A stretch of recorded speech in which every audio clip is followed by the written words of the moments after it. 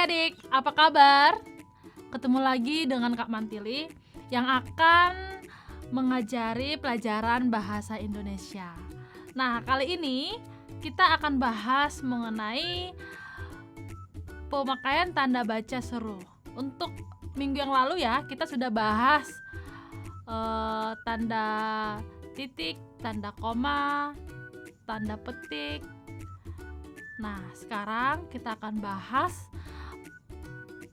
tanda baca seru. Nah, pemakaian tanda baca seru, tanda seru dipakai untuk mengakhiri ungkapan atau pernyataan yang berupa seruan atau perintah yang menggambarkan kesungguhan, ketidakpercayaan, atau emosi yang kuat. Tanda seru digunakan pada kalimat seruan atau perintah, baik perintah keras maupun tidak, ya.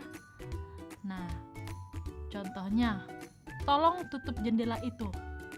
Nah, di sini dia memerintahkan untuk menutup jendela. Yang kedua, kerjakan esai ini dalam waktu kurang 15 menit. Nah, dalam arti di sini kalimatnya itu memerintahkan agar mengerjakan soal esai dalam waktu kurang 15 menit. Nah, sekarang kita masuk ke penggunaan tanda baca tanya. Ya, tanda baca tanya itu untuk menanyakan sesuatu. Tanda tanya digunakan pada akhir kalimat tanya. Bukan di awal kalimat tanya, tapi di akhir kalimat tanya. Bertujuan untuk menanyakan sesuatu. Ya, contohnya, ada apa? Nah, biasanya itu pakai tanda tanya. Sangat lucu ya kalau kalimat perintah itu dengan intonasi tanda tanya.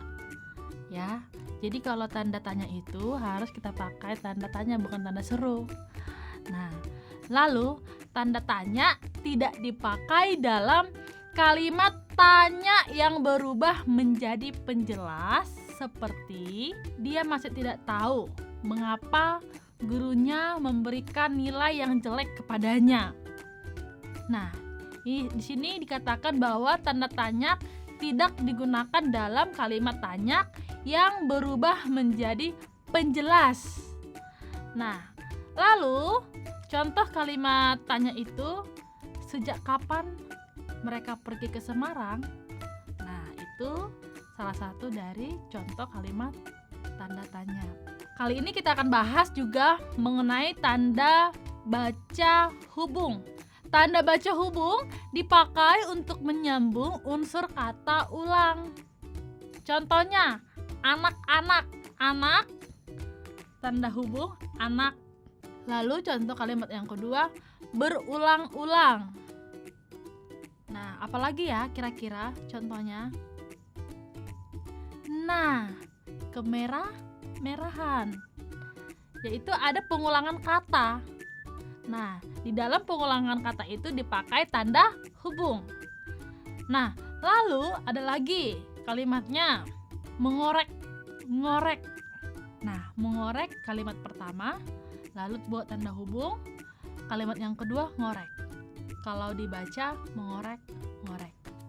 Lalu, tanda baca hubung dipakai untuk menyambung tanggal, bulan, dan tahun yang dinyatakan dengan angka, menyambung huruf dalam kata yang dieja satu-satu.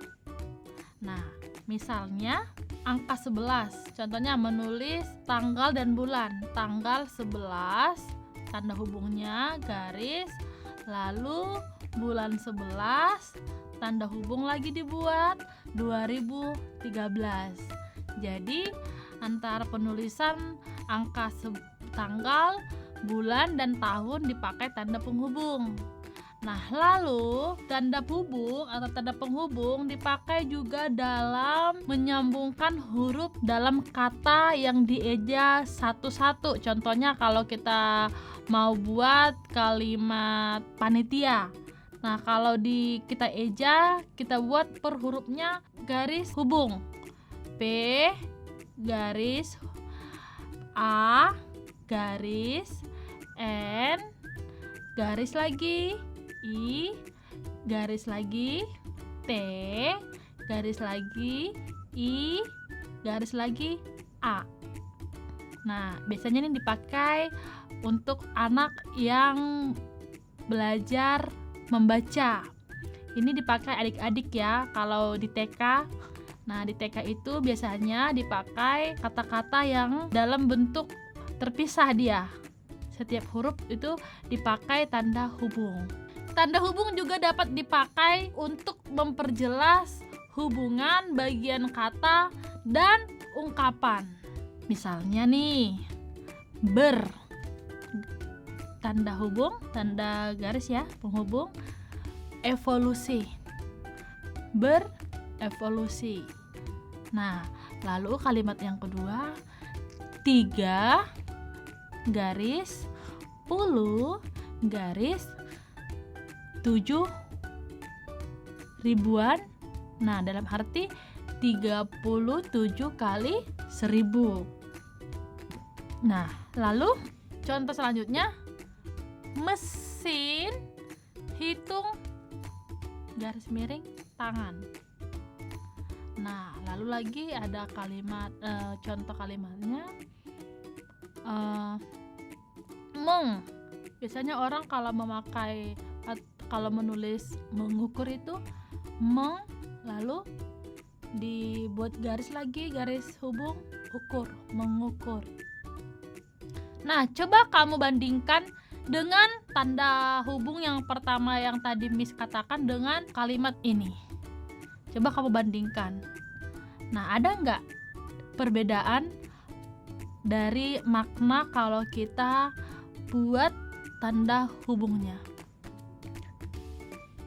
Peletakan tanda hubung di setiap kalimat akan berbeda maknanya. Nah, coba kamu mau bandingkan. Sangat ada ya perbandingannya dari kalimat yang pertama dengan kalimat yang kedua ini. Contoh kalimat yang pertama itu dengan kalimat yang kedua ini sangat berbeda. Nah, tanda hubung dipakai untuk merangkai. Contohnya Indonesia, berarti tanda hubung Indonesia. Lalu Jawa Barat, berarti itu kalau se-Indonesia berarti seluruhnya, menyeluruh, seluruh, se-Indonesia, se-provinsi, se-Jawa Barat. Nah, biasanya ini juga dipakai tanda hubung. Nah, lalu tanda hubung juga dipakai dalam penulisan angka. Contohnya, peringkat kedua, perayaan ulang tahun ke-17. Nah, biasanya itu dipakai tanda hubung. Tapi ingat ya, catatan, tanda hubung tidak dipakai di antara huruf dan angka jika angka tersebut melambangkan jumlah huruf. Misalnya, BNP 2 TKI atau Badan Nasional Penempatan dan Perlindungan Tenaga Kerja Indonesia. Nah, di sini tidak dipakai tanda baca hubung. Atau LP3I. Nah, LP3I di sini tidak dipakai dalam penulisan di antara huruf dan angka jika angka tersebut melambangkan jumlah huruf. P3K di sini juga tidak boleh digunakan tanda hubung. Nah, intinya tanda hubung itu tidak bisa digunakan dalam peningkatan huruf jika terdapat huruf dan angka. Tanda hubung dipakai untuk merangkai unsur bahasa Indonesia dengan unsur bahasa daerah dan bahasa asing. Contohnya kalimatnya berpariban. Dalam bahasa Indonesia itu bersaudara, sepupu. Kalau bahasa Bataknya berpariban. Lalu di tanda penghubung sowan, tanda penghubung i. Dalam bahasa Jawa yaitu didatangi. Nah, lalu kalau bahasa Inggrisnya itu kalau dipakai tanda hubung biasanya penulisan di garis penghubung backup, di backup. Lalu, tanda hubung digunakan untuk menandai bentuk terikat yang menjadi objek bahasan. Nah, misalnya kata pasca. Pasca berasal dari bahasa Sanskerta. Lalu, akhiran. Nah, dipakai juga tanda hubung. Isasi. Pada kata betonisasi sebaiknya diubah menjadi pembetonan. Begitulah pertemuan kita kali ini yang membahas mengenai pemakaian tanda hubung. Saya harap kalian dapat mengerti dengan mudah. Terima kasih buat perhatiannya. Sampai ketemu di lain waktu.